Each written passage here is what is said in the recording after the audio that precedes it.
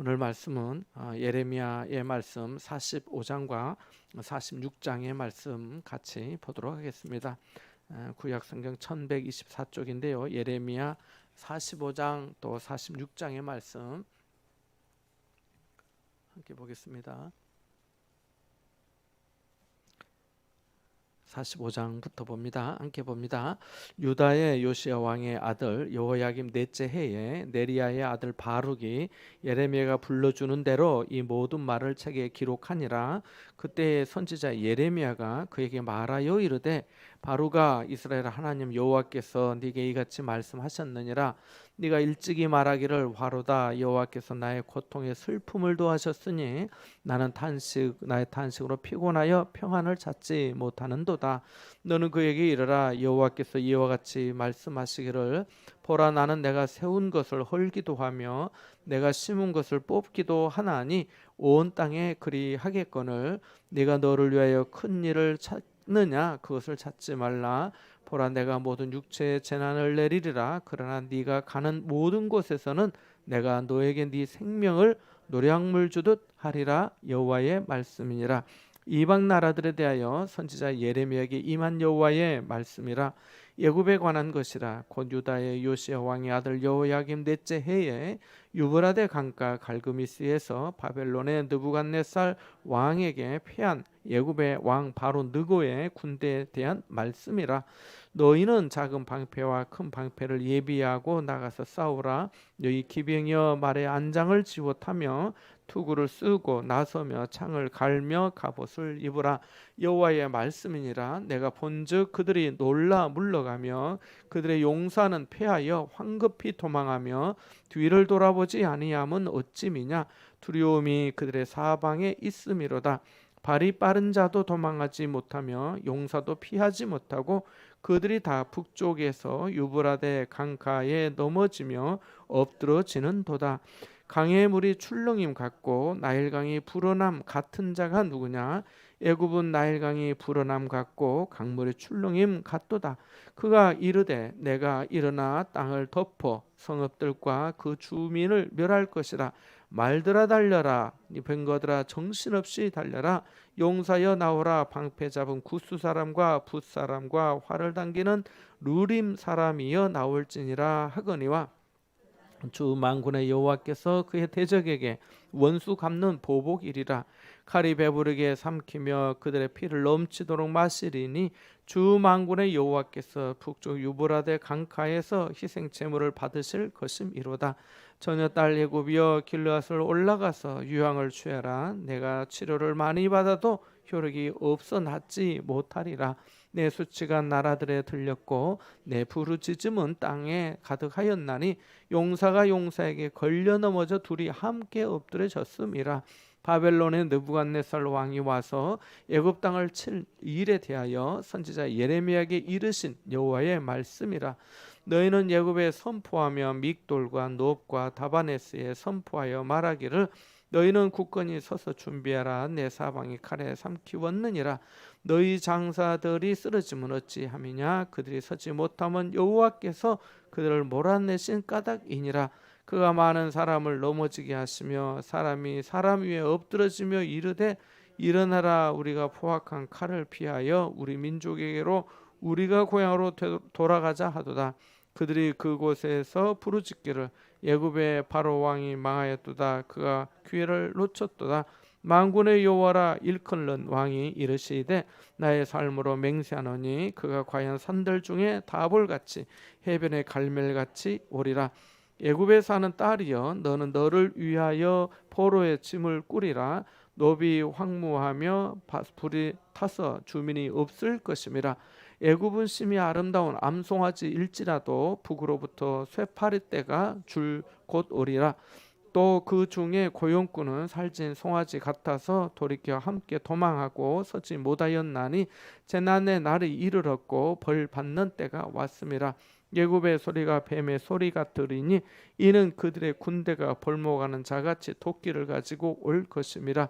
여호와의 말씀이니라. 그들이 황충보다 많아서 셀 수 없으므로 조사할 수 없는 그의 숯불을 찍을 것이라. 그 또 딸 애굽이 수치를 당하여 북쪽 백성의 손에 붙임을 당하리로다. 여호와 이스라엘 하나님 여호와께서 말씀하시니라.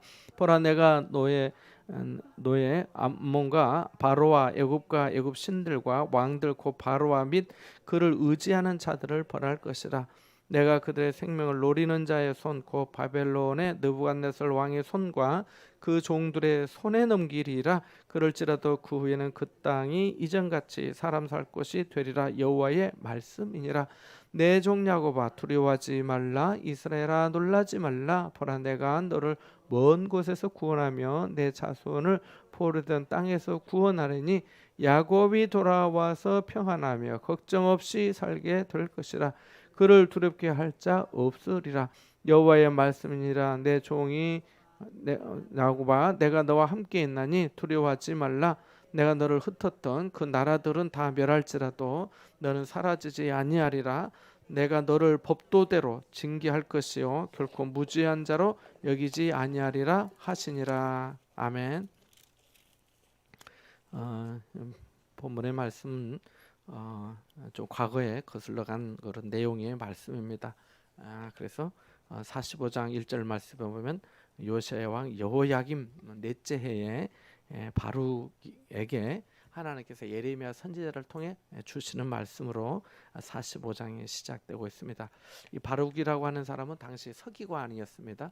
서기관은 하나님의 말씀을 기록하고 또 가르치는 그런 역할을 한 사람입니다. 그래서 이 바룩도 하나님께서 예레미야를 통해서 하나님의 말씀을 주시면 이제 받아 적고 기록했던 것을 보게 됩니다. 그래서 36장 32절 한번 볼까요? 예레미야 36장 32절 말씀 한번 읽어보겠습니다. 거기에 보면은 서기관 바룩이라고 명확하게 그의 직분과 직임이 나와 있습니다. 예레미야 36장 32절 같이 봅니다. 이에 예레미야가 다른 두루마리를 가져다가 네리야의 아들 서기관 바룩에게 주매 그가 유다의 여호야김 왕이 불사른 책의 모든 말을 예레미야가 전하는 대로 기록하고 그 외에도 그 같은 말을 많이 더 하였더라. 아멘. 그래서 여기 보면 서기관 바룩이 예레미야를 통해 주신 하나님의 말씀, 또 여호야김 왕이 다 이렇게 불사른 책의 말씀을 다시 기록했다는 것을 보게 됩니다. 그런데 오늘 본문 45장 예레미야 45장의 말씀은 그냥 한마디로 하자면은 하나님이 이 서기관 바룩에게 주신 말씀입니다. 누구에게 주신 말씀이라고요? 바룩에게, 벼룩이 아니고 바룩입니다. 바룩에게 주신 말씀입니다. 그래서 여기 보니까 특별히 3절 말씀에 바룩이 이렇게 고백한 독백의 내용이 나옵니다. 우리 3절 한번 읽어보겠습니다. 3절 밑줄을 그어놓으셔도 좋겠어요. 같이 봅니다. 시작. 내가 일찍이 말하기를 화로다. 여호와께서 나의 고통에 슬픔을 더하셨으니 나는 나의 탄식으로 피곤하여 평안을 찾지 못하도다. 아멘. 우리가 고난과 역경이나 환난과 시험과 참 어려움을 당할 때, 힘들 때 우리도 이렇게 고백할 수 있을 것입니다. 그래서 3절 말씀을 보니까 화로다. 여호와께서 나의 고통의 슬픔을, 내가 지금 고통스럽고 너무 고통 가운데 있는데 거기에 뭘 더하신다고요? 슬픔을 더하신다고. 그러니까 설상가상인 거죠. 엎친 데 덮친 격으로 고난의 연속과 또 이 어떤 고통의 어떤 짓눌림, 또 압박감, 또 괴로움, 고통, 이것을 말하고 있습니다. 그래서 나는 나의 탄식으로 피곤해서 평안을 찾지 못하도다. 그러니까 평안이 깨지는 거죠. 평안이 깨지고 또 탄식하면서 고통의 슬픔이 더해졌으니까 얼마나 많이 힘들겠습니까? 그러한 것을 이 바룩이 그렇게 한 거죠. 네가 일찍이 말하기를 이렇게 했지 않느냐, 이제 이런 말씀인 거지요. 그래서 자, 그러면 이 바룩이 받은 고통은 무슨 고통이었을까요? 무슨 고통이었을까요? 그것은 하나님께서 예레미야를 통해서 그 이제 말씀을 하시잖아요. 그러면 그 말씀은 이제 불러주는 대로 기록하는 거죠. 이 재난이 임할 것이다. 진노가 임할 것이다.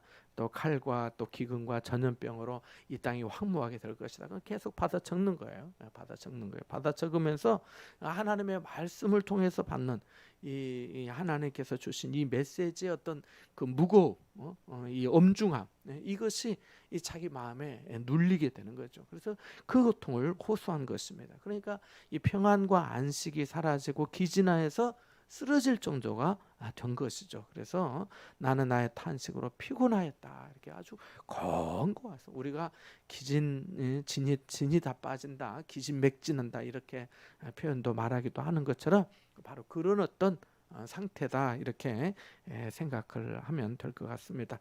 자, 4절과 5절 말씀에 보면은 하나님의 예레미야를 통해서 말씀하십니다. 하나님께서 말씀하시는데 마치 그 예레미야 선지자에게 처음에 하나님이 그 말씀하셨던 것처럼 약간 비슷한 대목도 있습니다.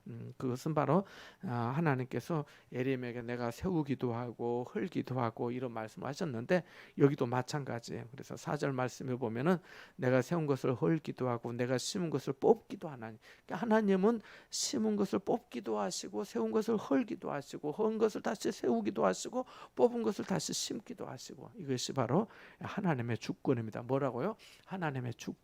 그래서 그것이 나중에 이제 46장에도 이어지는 내용이 되는데요. 하나님께서 바룩에게 바로 그러한 말씀을 하십니다. 그러면서 하신 말씀이 내가 너를 위하여 큰 일을, 네가 너를 위하여 너 자신을 위해서 큰 일을 찾느냐? 찾지 말라는 겁니다. 큰 일이라는 것은 지금 이 어떤 엄중한 상황에 다 망하게 될 것이고 또 망해가는 이 나라를 보면서 어떤 대단한 어떤 큰 어떤 역사를 어떻게 좀 있지 않을까, 또 그를 좀 그런 일이 다시 하나님 우리를 좀 구원해 주시는 이런 놀라운 역사, 큰 역사가 좀 있으면 좋지 않을까 이런 생각을 한 거지요. 그런데 그만두라고 말씀하십니다. 그것을 찾지 말라. 나 이 모든 육체에 재난을 내릴 것이다. 그렇지만 그 모든 육체에 재난을 내리는 중에서 내가 네 생명은 구원해 주겠다라고 말씀합니다. 내 생명을 노량물 주듯 하리라라고 하는 말씀이 바로 그런 뜻입니다. 생명을, 노량물이라는 것은 우리가 전쟁에서 또 싸워서 이렇게 이제 전리품 같은 거잖아요. 그래서 정말 어려운 어떤 환경에서 그래도 이걸 내가 취했다라고 하는 것처럼 그런 어떤 재난의 상황에서 하나님께서 목숨을 노량물 얻듯 그렇게 하나님께서 해주시겠다는 겁니다. 그래서 4절과 5절 말씀이 다른 성경에는 이렇게 번역이 되어 있습니다. 한번 들어보시겠습니까? 주님께서는 나더러 그대 바룩에게 전하라고 하시면서 이렇게 말씀하셨소. 나 주가 말한다. 나는 내가 세운 것을 헐기도 하고 내가 심은 것을 뽑기도 한다. 온 세상을 내가 이렇게 다스리거늘 네가 이제 큰 일을 찾고 있느냐? 그만두어라.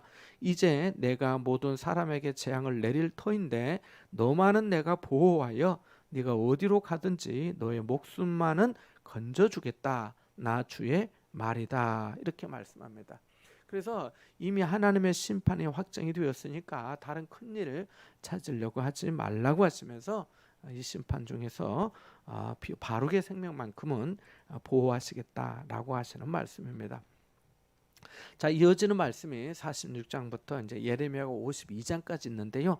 46장부터 51장까지는 이방 나라들에 대한 예언의 말씀입니다. 오늘 본문 말씀은 그 중에 첫 번째로 외국에 대한 말씀이 46장에 나옵니다. 그래서 오늘은 이제 그 부분을 같이 좀 생각해 보고자 합니다. 그래서 이 46장에 애굽에 대한 말씀, 애굽을 칠 것이다, 애굽을 심판할 것이다, 어떻게 바벨론을 들어서 그렇게 하실 거라고 13절에 또 말씀하고 있습니다. 그래서 하나님께서 바로 이 북쪽의 유브라데에서 오는 그 군사들, 바벨론을 의미하는데요.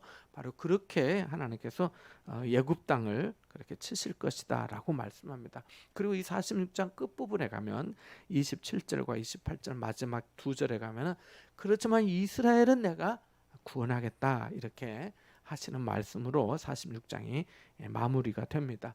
먼저 1절과 2절 말씀해 보니까 여호야김 왕 때에 애굽 군대가 이 갈그미스 전투에서 바벨론에게 패한 사실을 언급하고 있습니다. 그러니까 먼저 이 사실을 얘기하고 어떻게 했는데 어떻게 망했는지 어떻게 패했는지를 그 뒤에 설명으로 3절 이하에 말씀합니다. 그래서 2절 말씀 한번 읽어보겠습니다. 같이 봅니다. 시작. 애굽에 관한 것이라 곧 유다의 요시야 왕의 아들 여호야김 넷째 해에 유브라데 강가 갈그미스에서 바벨론의 느부갓네살 왕에게 패한 애굽의 왕 바로느고의 군대에 대한 말씀이라. 아멘. 그러니까 바벨론의 느부갓네살 왕의 군대가 있고 또 애굽의 왕 이 파라오 바로느고의 군대가 있는 거죠. 근데 어디서 싸웠냐면 유브라데 강가 유브라데 강 주변에 있는 갈그미스라고 하는 그 지역에서 격렬한 전투가 벌어졌는데 거기서 애굽이 패하게 된 겁니다. 근데 우리가 이제 중동의 지리가 이렇게 머리에 잘 들어오지 않아서 좀 어떻게 생각이 되실지 모르겠습니다만은 이 이집트잖아요. 애굽이 이집트인데 이 나일강 삼각주에서 이 유브라데 지금의 이라크까지 가려면 어마어마한 거리입니다.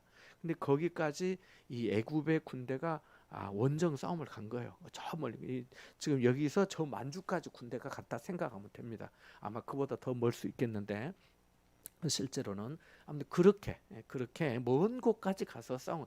자, 근데 그렇게 먼 곳까지 간다고 병력을 이동한다는 건 뭘 의미하냐면 그만큼 전력이 대단하다는 거예요. 아니 힘이 없으면 가겠습니까? 그죠? 그러니까 일본도 우리나라를 발판 삼아서 만주 중국을 공격하고 했잖아요. 그런 거랑 마찬가지인 겁니다. 그래서 이 애굽의 군대가 그렇게까지 군사를 동원해서 나중에 보면은 여기 구스 사람도 나오는데요. 9절 한번 읽어볼까요? 46장 9절도 같이 봅니다. 시작.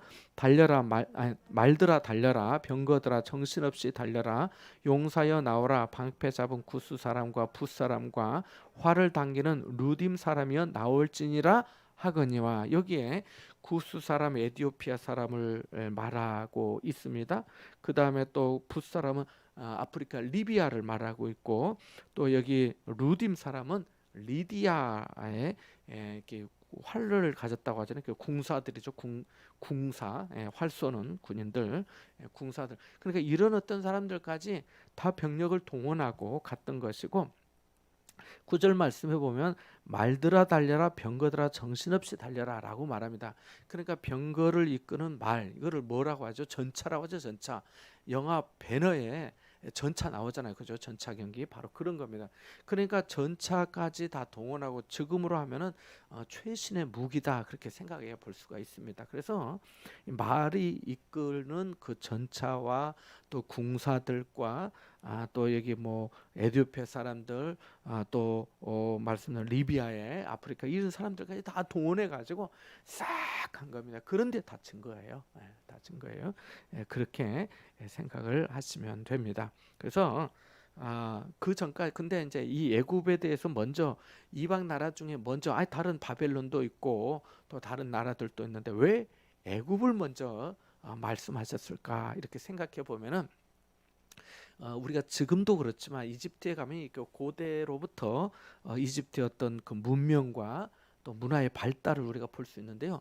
그러니까 고대로부터 이 이집트, 이 애굽은 대단한 나라였던 것입니다. 그러니까 고대 그 중동에서 대단한 나라였던 대단한 패권을 가지고 있는 참 함부로 덤빌 수 없는 왜냐하면 벌써 나일강 삼각주에서 이거 먹고 사는 기본적인 문제가 옥토고 풍요롭기 때문에 배불리 좀 먹고 생활을 해야 뭐 또 싸우기도 하고 뭐 글도 쓰고 그림도 그리고 뭐 건축도 하고 뭐 그러지 않겠습니까? 그래서 바로 그런 겁니다. 그런데 이런 어떤 애굽이 전통적으로 아주 강국이었던 그 중동에 대단한 영향력을 행사한 이 애굽부터 무너지게 되는 것을 말씀해주고 계신 겁니다. 그래서 실제로 이 갈그미스 전투는 BC 605년에 이루어진 것으로 학자들은 보고 있고요.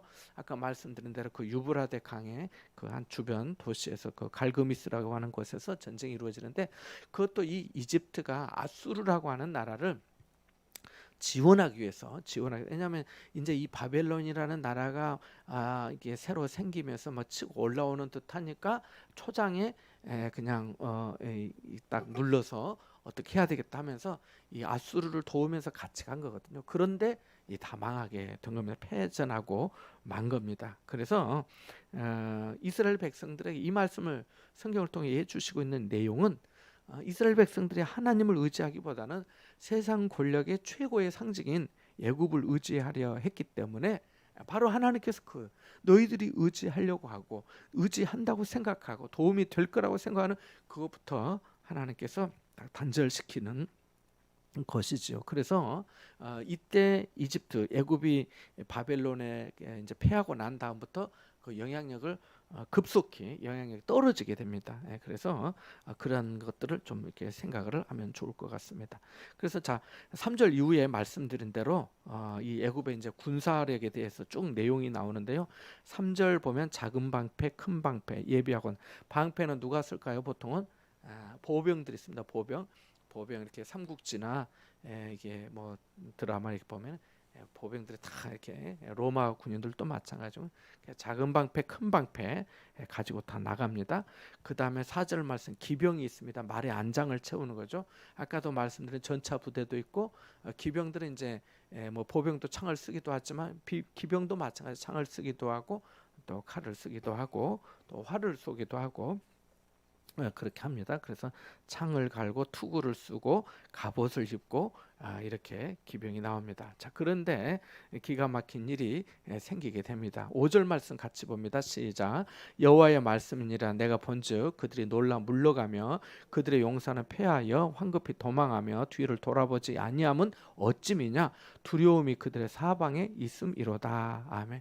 그렇게까지 준비하고 아까 말씀드린 것처럼 참 전차도 있고 또 리비아 사람 또 리디아 사람들 이 군사들까지 다 동원했고 그리고 그들이 이 애굽의 군대 어떤 움직임이라고 한다면은 지금의 어떤 미국이나 또 나토 같이 아주 대단한 국방력 군사력을 자랑하는데 애굽이 한번 일어났다면 여기 묘사가 되어 있습니다. 8절 말씀 7절과 8절에 그런 내용인데요. 강에 물이 출렁해요. 물이 한번 착 출렁이면 이 우리가 파도 할 때 너무 대단하지 않습니까? 이게 그 테트라포트라고 하죠. 이게 삼각형 같이 되는 거. 이거를 얼마나 태풍이 세면 이 바다 물결에 쳐서 몇십 미터를 밀어버린다 하잖아요. 그 얼마나 세겠어요, 그죠? 그러니까 여기에 그러한 것을 의미하고 있는 겁니다. 7절과 8절이 바로 그겁니다. 애굽은 나일강이 불어난 것 같고 우리 강물이 이 여름에 장마지면서 뭐 이렇게 불어나면은 너무너무 무섭잖아요. 여러분 여기 이제 부산이니까 또 바다니까 알지만 제 고향에 가면 동네 저수지가 있습니다. 저수지가 있는데요. 여름에 장마가 되면은 저수지가 넘어요. 넘는데 이제 제방 뚝이 있어요. 그 제방 뚝이 넘으면 이제 큰일 나는 거고 저희 집 앞에가 다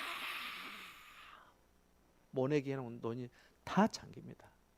저는 그때가 신나는 시간입니다. 미꾸라지 잡고 뭐 그렇게 하는데 아무튼 완전히 그냥 앞에 문 앞이 싹 다 잠깁니다. 그 안 좋은 건 뭐냐면 그렇게 잠길 때 이제 그 저수지하고 저희 동네에 그 나주기 때문에 과수원도 있지만은 나주 배하는 그 축산업 있잖아요. 젖소 키우는 거 제가 젖짜고 했다고 말씀 한번 드린 것. 제가 이게 젖소 젖도 짜고 이렇게 나비하고 뭐 그렇게 매일 유업에 내고 했는데 그게 이제 그때 하면은요 이게 다 오물이 싹 섞어집니다. 빗물인지 똥물인지 몰라요. 완전히 다 그냥 안 그렇겠습니까? 다 잠겨버렸는데.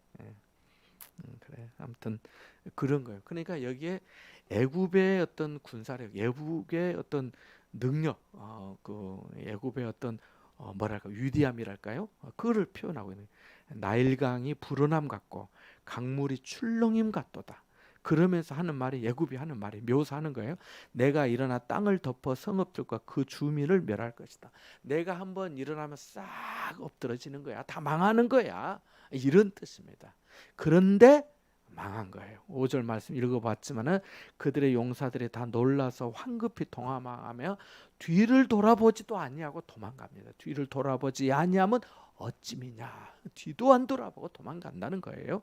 그래서 두려움이 그들의 사방에 있으므로다. 발이 빠른 자도 도망을 못하고 용사도 피하지 못하고 다 강가에 넘어져서 엎드러지고 죽었다라고 하는 말씀이 6절의 말씀입니다. 그래서 이렇게 정말 뭔가를 다 준비하고 대단한 어떤 그런 나라였지만은 안 된다는 거죠.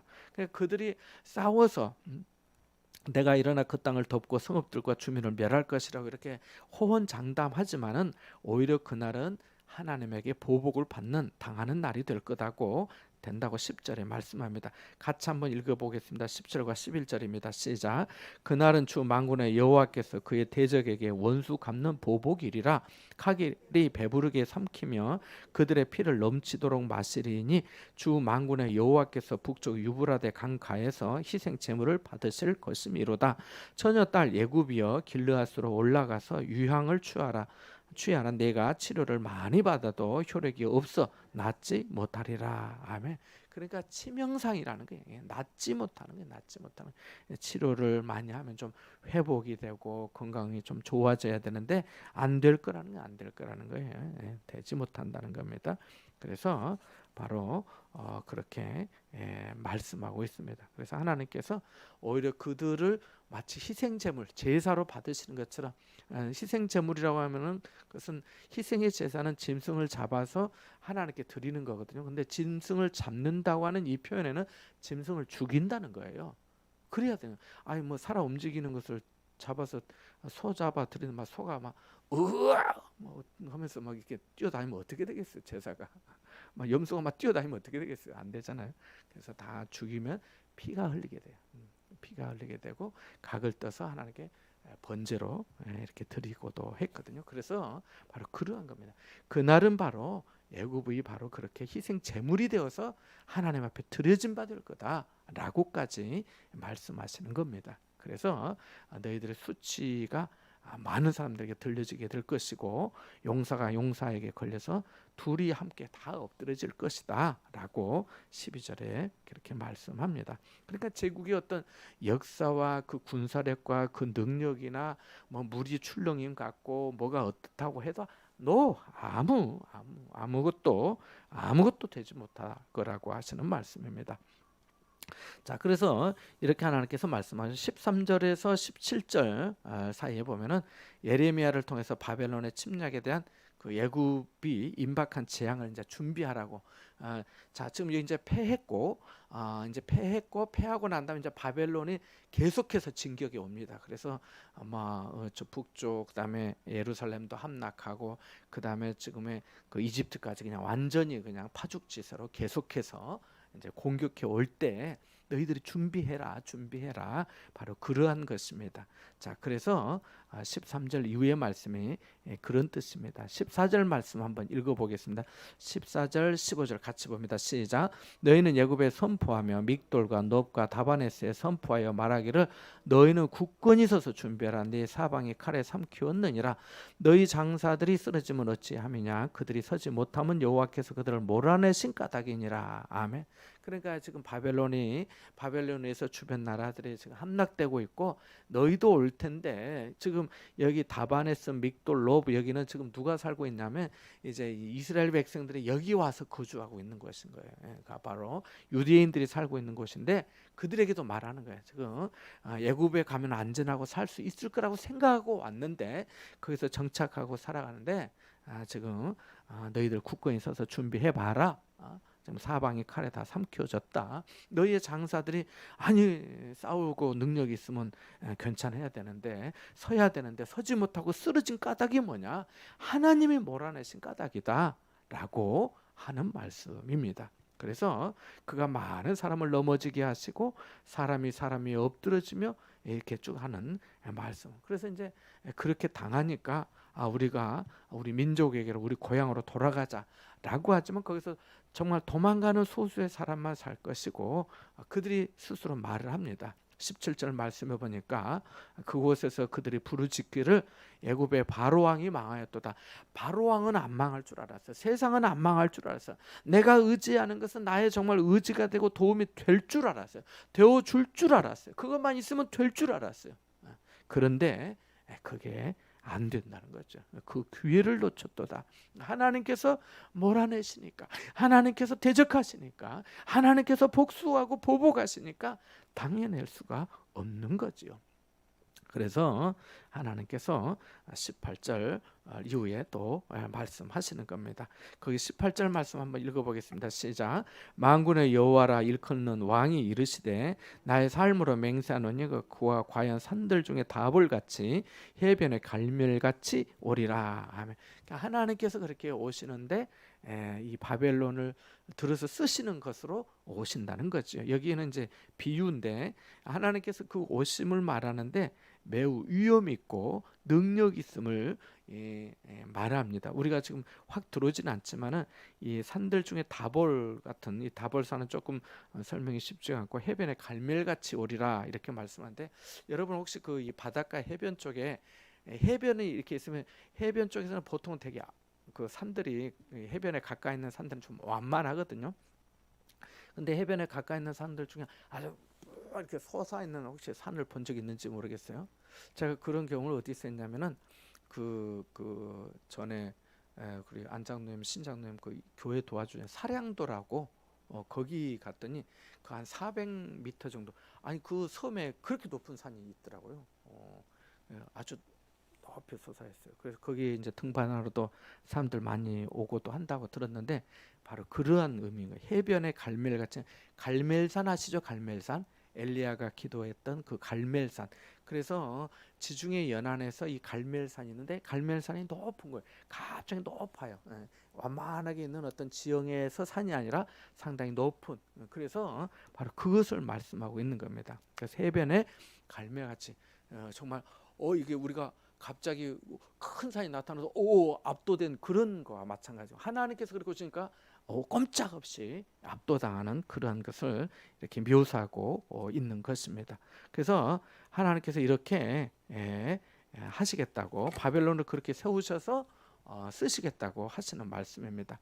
그래서 그 이후에 보면은 바벨론은 새파리와 황충 떼처럼 수가 많고 그들은 또 벌목하는 자들처럼 도끼로 애굽을 쓰러뜨릴 것이고 그들 앞에 애굽은 20절 말씀은 심히 아름다운 암송아지일지라도 북으로부터 새파리떼, 이 새파리떼가 바벨론이죠. 여러분 혹시 그 시골에 살았으면 이렇게 소에 새파리 빨아먹잖아. 피 보신 적 있어요? 촌에 안 살아가지고 촌에 좀 살아봐야 되는데 하여튼 그 새파리가 있거든요. 뭐 엄청 한 이만큼씩 하죠. 벌만큼 커요. 땅벌만큼. 근데 새파리떼가 들러붙어서 다 빨아먹는 거예요. 여기 보니까 심히 아름다운 암송아지 일자로 얼마나 좋겠어요.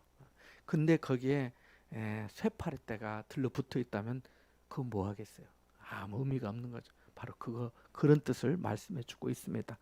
그리고 22절에 보면 애굽의 소리가 뱀의 소리 같으리니 여기는 이는 그들의 군대가 바벨론의 군대가 벌목하는 자같이 도끼를 가지고 올 것이다.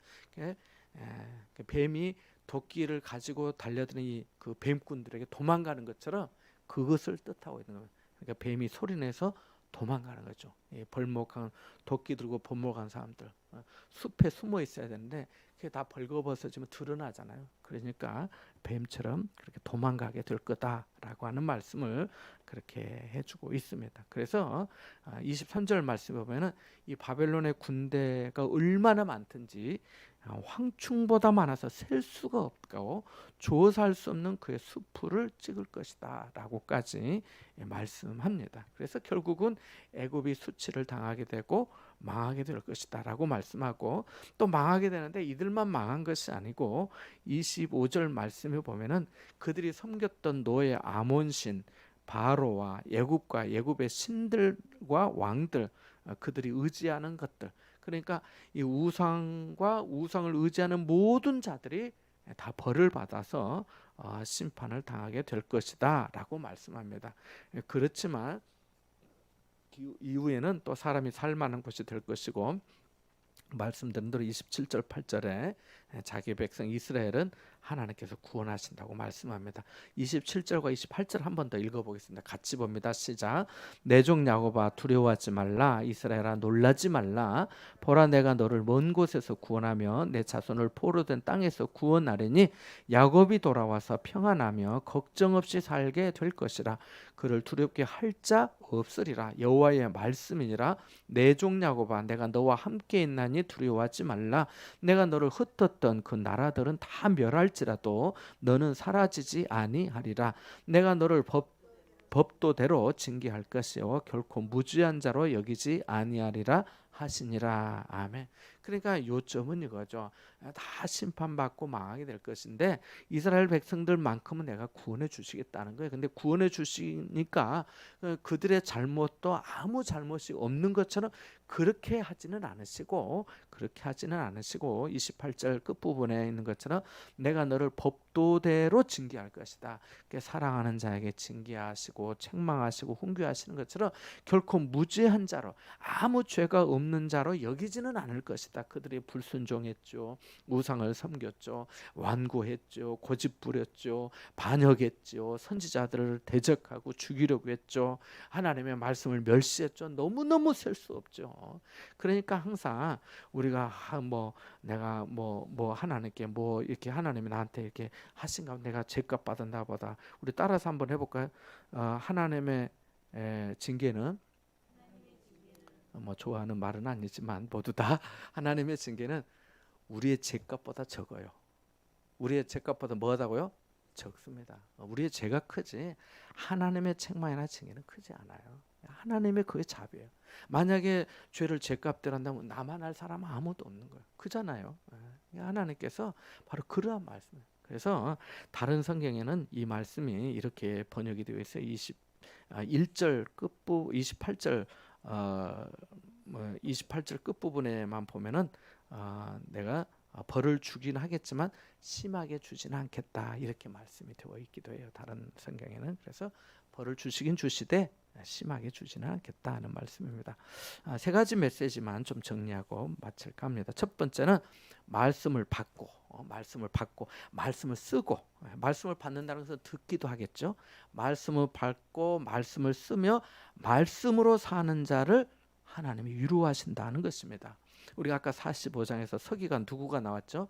바룩이 나왔잖아요. 바룩이 하나님의 말씀을 듣고 받고 받아 쓰면서 또 그 말씀대로 살아가면서 너무너무 괴로워서 나의 고통에 슬픔이 더했으니 나의 탄식으로 피곤하여 평안을 찾지 못했다고 합니다. 근데 하나님이 그걸 아신 거예요. 그가 그렇게 말한 것을 하나님이 아신 거예요. 하나님이. 그러니까 우리가 너의 작은 신음에도 응답하신다는 그 찬양의 가사처럼 나의 탄식, 나의 피곤함, 나의 공고함, 내가 평안을 찾지 못해서 너무너무 힘들 때 하나님께서 우리를 아시는 줄 믿으시기 바랍니다. 그래서 바룩이 이 말씀의 무게를 감당하지 못해서 고통스러워서 호소했는데 그 동족들이 당할 그 비극적 운명에 대해서 자기도 괴로워하고 탄식했던 거 아닙니까? 근데 이런 고통에 대해 이 예레미야도 그랬잖아요. 그래서 차라리 내가 이 나지 않았으면, 내가 이런 말씀이나 이런 고통, 이런 처참한 어떤 것을 정말 전하지도 않고 보지도 않으면 얼마나 좋았을까 하는 그런 마음에 탄식하는 말씀이 예레미야 20장에 또 나오거든요. 그런 거죠. 그러니까 하나님께서 이 바룩을 기억해 주신 거예요. 바룩을. 그러니까 말씀을 전하는 자는 말씀과 상관없는 제3자가 아니라는 거죠. 우리가 하나님의 말씀을 듣고 보고 배우는데, 이 말씀을 듣고 배우면서 나는 이 말씀과 배우긴 하지만 나하고 이 말씀은 관계없어. 관계없으면 제3자죠. 그러나 우리는 관계없는 제3자여요, 아니에요? 못 알아들으셔요? 제3자여요, 아니에요? 아니라는 거죠. 제3자 아닌 거예요. 제3자가 아닌 거예요. 그래서 말씀을 듣는 자들과 또 구별되는 존재도 아니에요. 내가 말씀을 듣기도 하고 전하기도 하지만 나라고 다른 사람은 특별히 다르지 않다는 거예요. 똑같이 하나님의 말씀이 임하고 그 환경 가운데 그 역사 가운데 있으면 마찬가지인 거예요. 그래서 말씀을 전하는 말씀 사역자는 자신이 먼저 하나님의 말씀을 들어야 되는 거죠. 저도 마찬가지예요. 저도. 그래서 늘 하나님 말씀을 준비하면서 하나님께서 한 말씀 허락해 주십시오. 지금은 돌아가신 걸로 알고 있는데 광주 순천에 가면 순천 제일교회라고 하는 교회가 있어요. 좀 큰 교회인데 박정식 목사님이라고, 그분이 군목으로 계시다가 이제 그 목사 이제 또 현직에 나오셔서 목회하셨는데 이분이 이제 개인 전도학을 가르치시고 하시면서 어느 한 날 그런 말씀하시더라고요. 여러분 이제 신학생이었을 때 여러분이 이제 나중에 목회를 하고 말씀을 전할 때 성경에 본문이 있으면 하나님께서 이 본문을 통해서 어떤 체계도 있고 뭐도 있고 뭐 그런 어떤 메시지들도 뭐 있을 수 있겠지만은 하나님께서 여러분 각자에게 주시는 한마디의 메시지 하나의 말씀 정말 단어 하나든 문장 하나든 그 한 어구든 이런 말씀 메시지 하나가 있으면 그 말씀 그 시간에는 하나님께서 은혜를 주셔서 힘 있는 말씀이 됩니다 그러시더라고요. 그래서 저도 늘 기도하는 제목 중에 하나 그 하나님 한 말씀 내게 주십시오. 내게 주시는 말씀 그래야 전할 수 있잖아요. 그래서 그런 거예요. 그래서 버겁고 힘든 말씀이라도 외면하지 말고 우리도 마찬가지 듣는 마음과 감당한 힘을 달라고 이 바룩도 견디잖아요. 견디잖아요. 그래서 우리도 그래야 되겠다는 것입니다. 두 번째는 제국의 흥망성쇠는 하나님의 손에 달려 있다는 겁니다. 아까 말씀드린 것처럼 하나님의 주권이 있는 거예요. 하나님의 주권.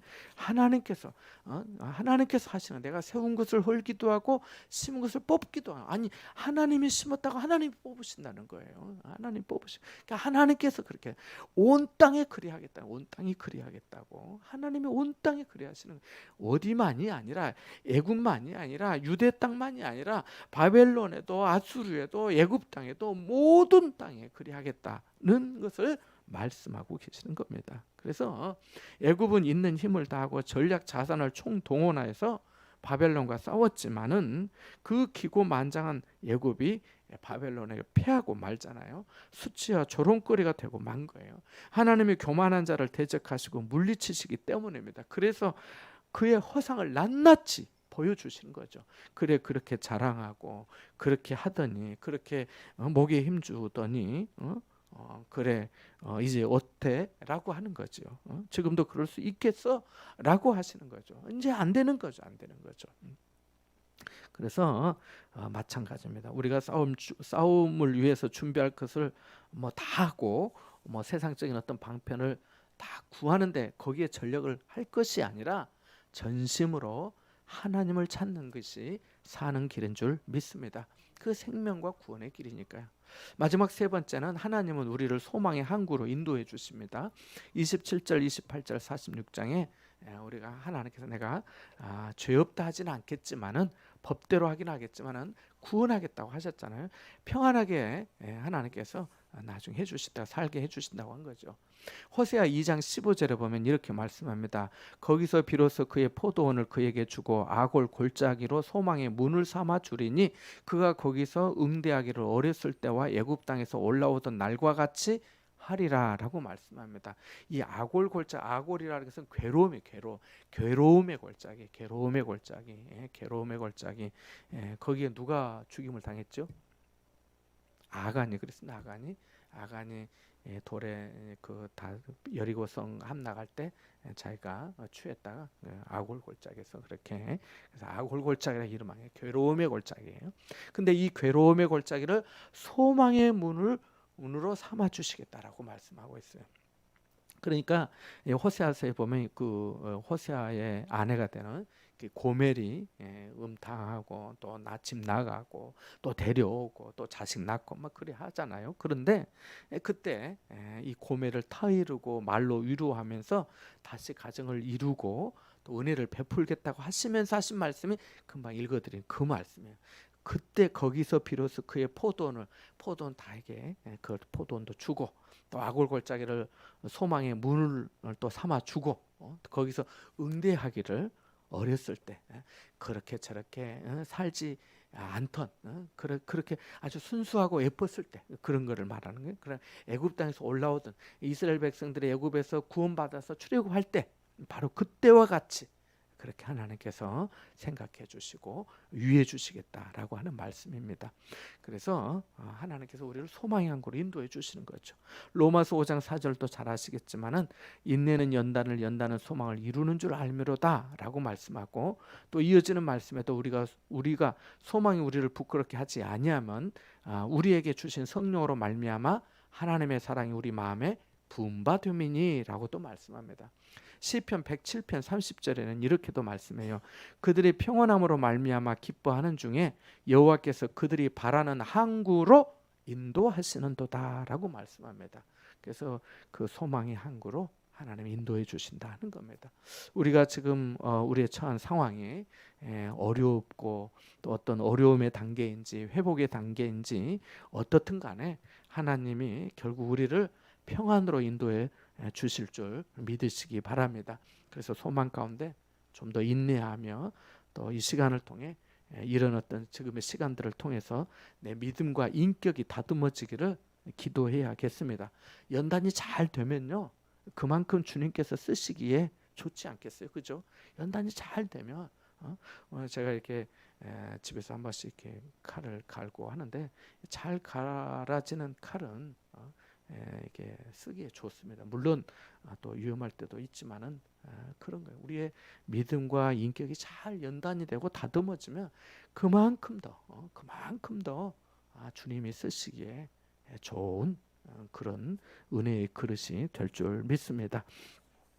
우리 같이 한번 기도하고 마치겠습니다. 오늘 말씀을 기억하면서 하나님 지금의 형편과 또 어려움의 시간들을 통해서 나의 믿음과 또 인격이 연단이 되고 또 하나님께서 바라는 항구로 인도해 주시고 또 좀 하나님 앞에 쓰임 받는 그런 삶이 될 수 있도록 은혜 베풀어 달라고, 또 하나님의 주권을 우리가 겸손히 고백하고 또 찬양하고 찬미할 수 있도록 은혜 베풀어 주시고, 말씀을 받고 또 쓰고 말씀으로 사는 자를 하나님께서 그의 고통을 위로해 주시고 또 인도해 주신 것을 우리가 알고, 하나님 저도 바룩과 같이 때로 힘들어도 하나님의 은혜의 말씀 붙들고 또 하나님께서 주신 은혜로 위로받고 힘 얻으며 나아가도록 하나님 도와주세요. 이렇게 같이 한번 기도하고 우리 선교사님들 위해서 한번 더 기도하고 그렇게 마치겠습니다. 기도합니다.